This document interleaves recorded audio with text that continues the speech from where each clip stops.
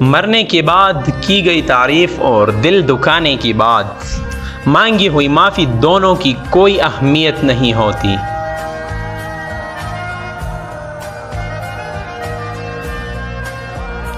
جو والد کی قدر کرتا ہے وہ کبھی غریب نہیں ہوتا، اور جو ماں کی قدر کرتا ہے وہ کبھی بد نصیب نہیں ہوتا۔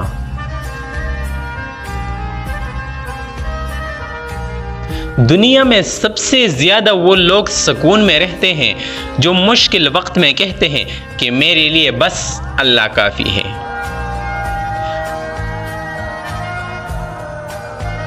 زندگی استاد سے زیادہ سخت ہوتی ہے۔ استاد سبق دے کر امتحان لیتا ہے اور زندگی امتحان لے کر سبق دیتی ہے۔ آج اگر زندگی مشکل ہے تو کل کی آسانی کا وعدہ بھی اللہ نے کیا ہے۔ اللہ سے مانگو، خوب مانگو، اللہ تمہیں امید سے بڑھ کر دے گا۔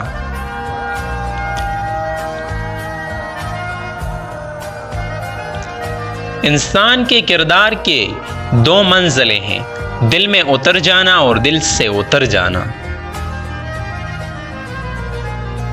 اللہ آزماتا ہے اس چیز سے جو تمہیں بہت پیاری ہوتی ہے، تاکہ اس چیز کے ملنے کی تڑف تمہیں اللہ سے ملا دے۔ انسان مایوس اور پریشان تب ہوتا ہے جب وہ اپنی اللہ کو راضی کرنے کی بجائے لوگوں کو راضی کرنے میں لگ جاتا ہے۔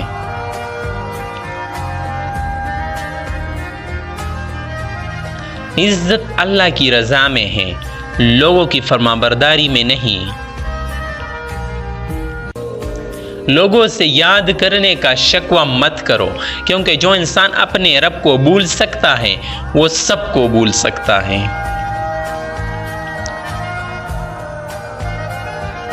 اگر ماں تم سے راضی ہے تو سمجھ جاؤ کہ اللہ بھی تم سے راضی ہے، کیونکہ ماں کی رضا میں ہی اللہ کی رضا شامل ہے۔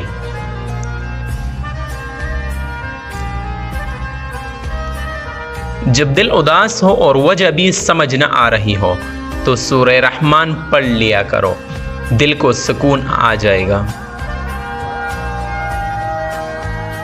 اللہ کے ڈر سے ایک گناہ چھوڑنا لاکھ تہجد اور نوافل سے بہتر ہے۔ پسند اس کو نہ کرو جو دنیا میں سب سے حسین ہو، بلکہ پسند اس کو کرو جو تمہاری عزت کرتا ہو۔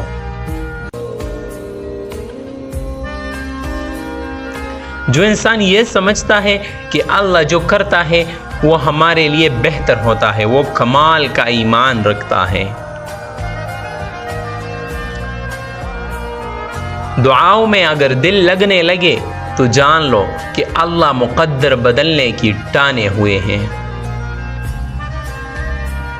جب کچھ نہ ہو تو صبر کرو، اور جب سب کچھ ہو تو قدر کرو۔ کبھی تم دوسروں کے لیے دل سے دعا مانگ کر تو دیکھو، تمہیں اپنے لیے دعا مانگنے کی ضرورت نہیں پڑے گی۔ تجربہ انسان کو غلط فیصلے سے بچاتا ہے، مگر تجربہ ہمیشہ غلط فیصلے سے ہی حاصل ہوتا ہے۔ انسان واحد مخلوق ہے جس کا زہر الفاظ میں ہوتا ہے۔ دنیا میں سب سے خوبصورت پودا محبت کا ہوتا ہے، جو زمین میں نہیں بلکہ دلوں میں اگتا ہے۔ نماز کے لیے وقت نکالو، اللہ تمہاری زندگی سے برا وقت نکال دے گا۔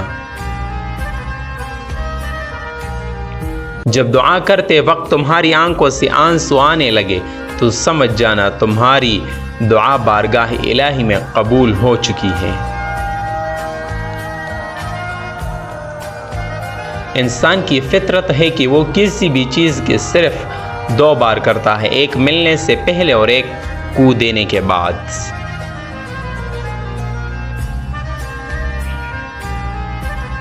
کوئی تم سے روٹھ جائے پھر وہی تم سے ملنے کو ترسے تو اسے کبھی مت کونا، کیونکہ وہ تم سے بہت زیادہ پیار کرتا ہے۔